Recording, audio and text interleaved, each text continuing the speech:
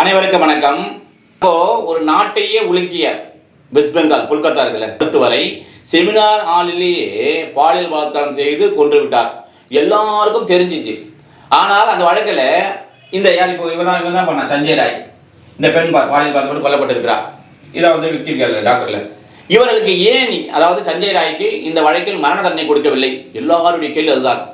ஏன் கொடுக்கப்படவில்லை என்றால், இந்த சஞ்சய் ராய்க்கு இந்த பெண்ணை கடத்தியோ அல்லது இதற்கு முன்னால் திட்டமிட்டு இந்த பெண்ணை பாலியல் பலாத்காரம் செய்ய வேண்டும், கொலை செய்ய வேண்டும் என்ற எண்ணம் எதுவுமே இல்லை, இன்டென்ஷனே இல்லாமல் அங்கே இந்த டியூட்டி முடிச்சுட்டு செமினாரில் இந்த டாக்டர் இருக்கின்ற போது அங்கே அவன் வழியாக செல்கின்ற போது அவனுடைய லஸ்ட் காமேச்சை தீர்த்துக் கொள்வதற்காக அவ்வாறு செய்ததின் காரணமாக நீதிபதியானவர் என்ன சொல்லியிருப்பாருன்னு சொன்னா, இது ரேரஸ்ட் ரேர், அதாவது அரிதான அரிய வழக்கில் வராது அல்லது வரவில்லை என்பதால் தான் ஆயுள் தண்டனை வழங்கியதாக அந்த தீர்ப்பில் கூறப்பட்டிருக்கும்.